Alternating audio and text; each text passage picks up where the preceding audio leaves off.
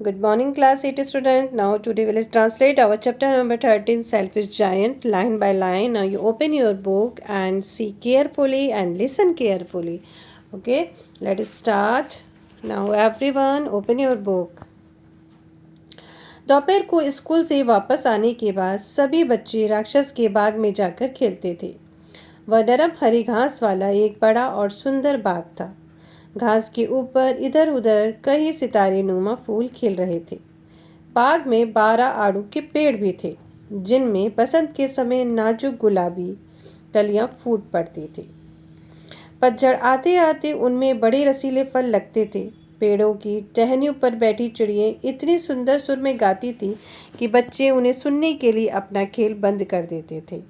यहाँ हम कितने खुश हैं, वे एक दूसरे से कहते। एक दिन राक्षस वापस लौट आया। वह अपने एक दोस्त से मिलने गया था। वह उसके साथ 7 साल रहा। 7 साल में उसे जो कुछ भी कहना था उसने कह डाला।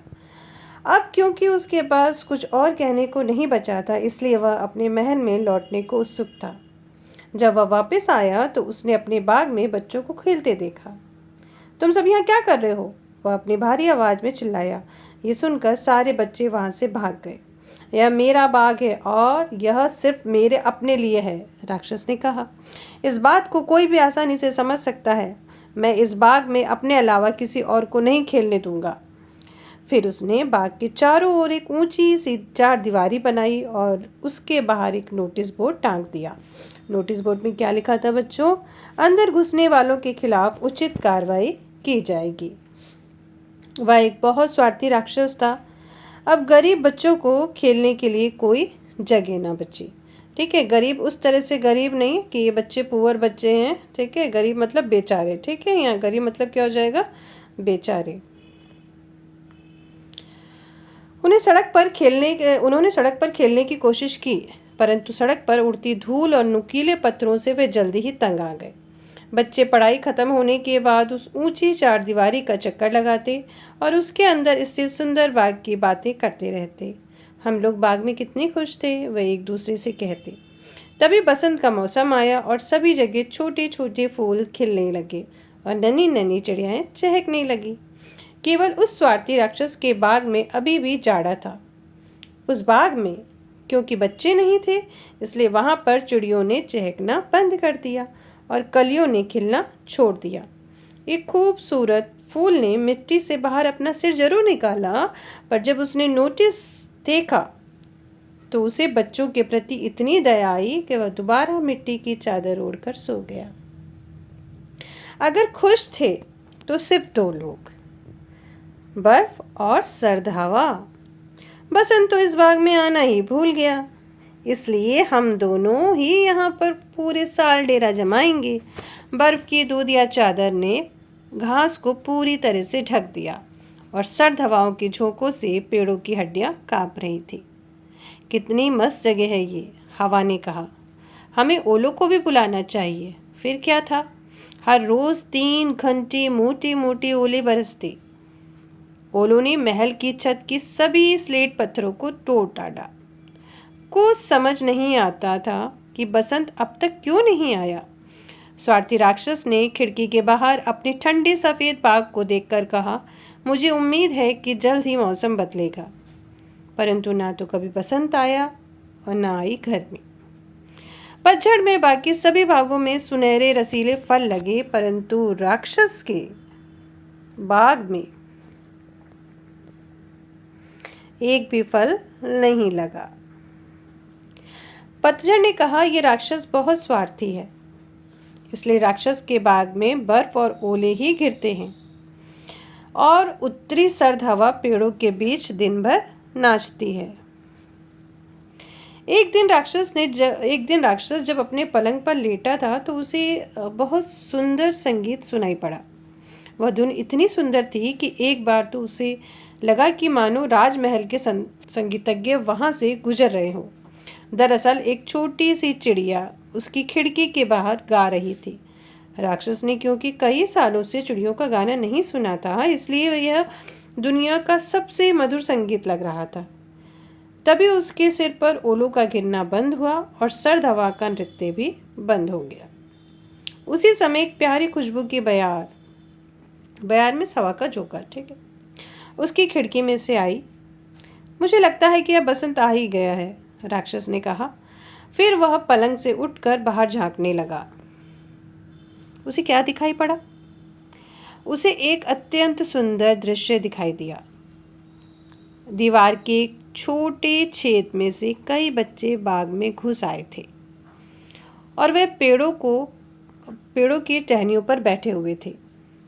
वह जिस पेड़ को देखता वहीं उसे एक छोटा बच्चा दिखाई देता। पेड़ बच्चों को वापस पाकर बेहद खुश थे और उनकी कलियां खिलखिलाकर हंस रही थी। पत्ते हिल हिलकर बच्चों का अभिवंदन कर रहे थे। चिड़ियाँ भी मस्ती में उड़ रही थी और खुशी में चहक रही थी।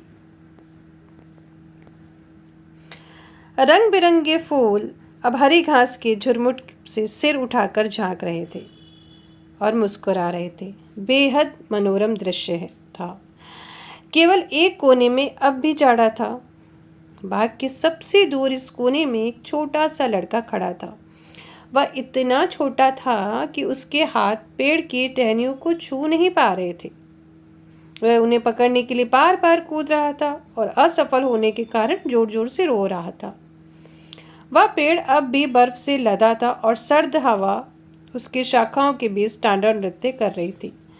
चढ़ो बेटा, पेड़ ने लड़के से कहा और फिर पेड़ ने अपनी शाखाओं को बहुत नीचे झुका दिया, परंतु वह लड़का बहुत छोटा था। यह सब देखकर राक्षस का दिल पिघल गया। उसने कहा, मैं कितना स्वार्थी हूँ। अब मुझे पता चला कि बसंत मेरे बाग में क्यों नहीं आया। मैं छोटे लड़के को पेड़ के ऊपर बैठा दूंगा। उसके बाद मैं इस चार दीवारी को तोड़कर गिरा दूंगा, जिससे बच्चे मेरे बाग में हमेशा हमेशा के लिए खेलते रहें। उसे अपने किए पर बहुत पछतावा हो रहा था। वह दबे पांव सीढ़ियों से उतरा, आहिस्ते से दरवाज़ा खोलकर बाहर बाग में पहुंचा। परंतु जैसे ही बच्चों ने उसे देखा, वे डर के मारे वहां से भाग गए और बाग में फिर से ठंडा जाड़ा पड़ गया। सिर्फ वह छोटा लड़का नहीं भागा। उसकी आंखें आंसुओं से इतनी भीगी थी कि उसको सामने से आता राक्षस दिखाई नहीं दिया। राक्षस चुपके से उसके पीछे आया और उसने लड़के को प्यार से उठाकर पेड़ पर बैठा दिया और तुरंत ही पेड़ में फूल खिल उठे। चिड़ियाँ उन पर आकर चहचहाने लगी। छोटा लड़का इतना खुश हुआ कि उसने अपने दोनों हाथ फैलाए और राक्षस के गले में डाल दिए।